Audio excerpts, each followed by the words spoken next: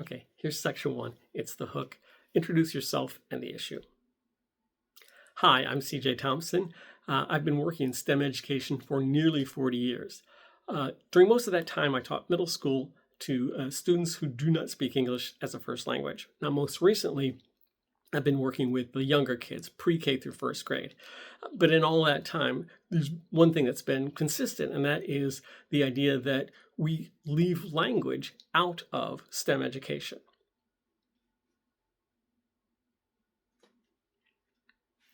I'm going to try that again. Hi, I'm CJ Thompson, and I've been working in STEM education for nearly 40 years. Most of that time I've spent in middle school classrooms teaching kids that don't speak English, kids who are learning English as a second language. Hi, I'm CJ Thompson, and I've been working in STEM education for nearly 40 years. Most of that time in middle school classrooms with the ESL kids, those who are learning English as a second language. Most recently, I've been working with the younger kids, pre-K through first grade. And one thing that I've learned in all that time is you can't separate STEM from language. Okay, here's section 2. It's where you introduce the issue, the problem, what we're going to address in our session. Too often in schools, we treat STEM as something separate from language, which is a huge mistake. You can't separate the two.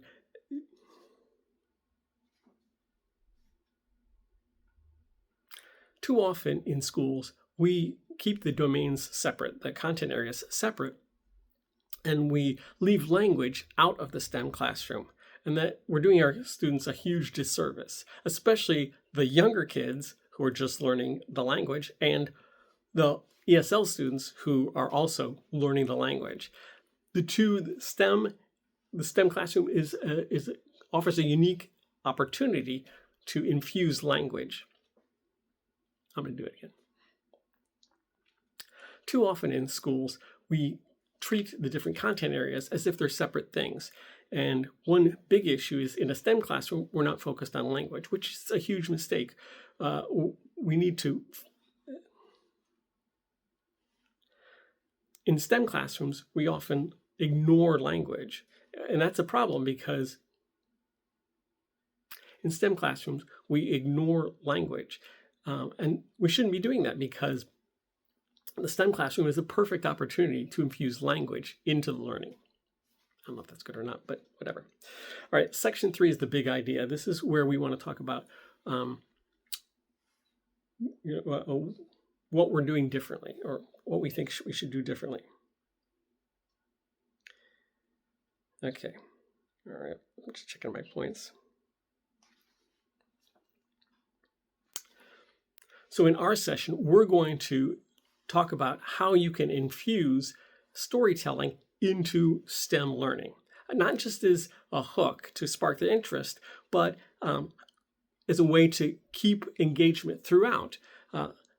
When kids are facing STEM challenges, when they are building a bridge or a structure, they are telling a story. And so story is a huge part of STEM.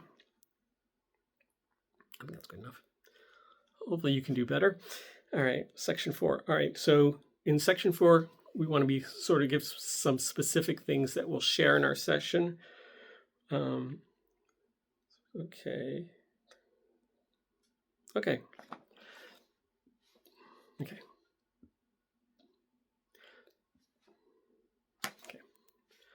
In our session, we're going to share examples from real classrooms where story was used to engage students and create a narrative that drives the learning throughout. And conversely, how the STEM experiences can build language and storytelling and communication abilities. This helps.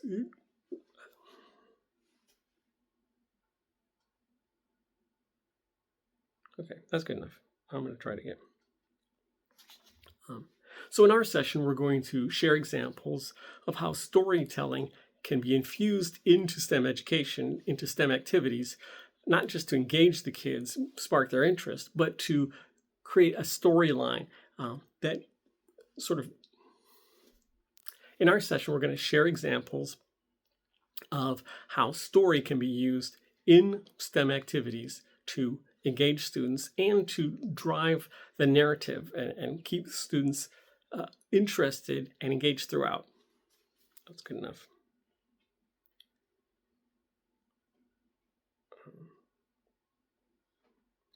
Oh, I think I also want to say something about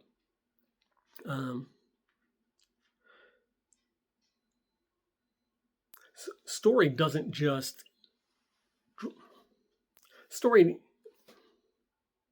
and it works both ways. Story drives the narrative of the STEM activity, of the challenge.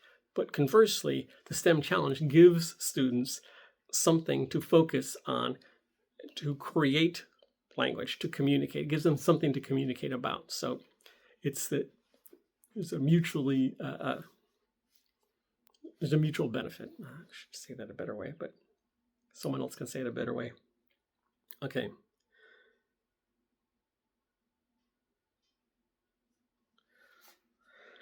Section 5, you want to talk about why it matters.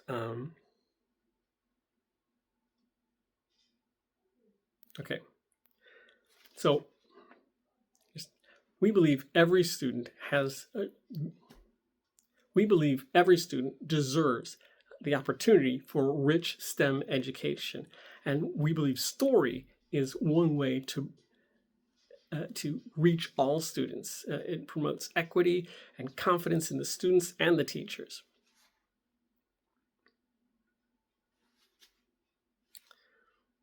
Maybe you want to say something else. Maybe saying that another way. Yeah.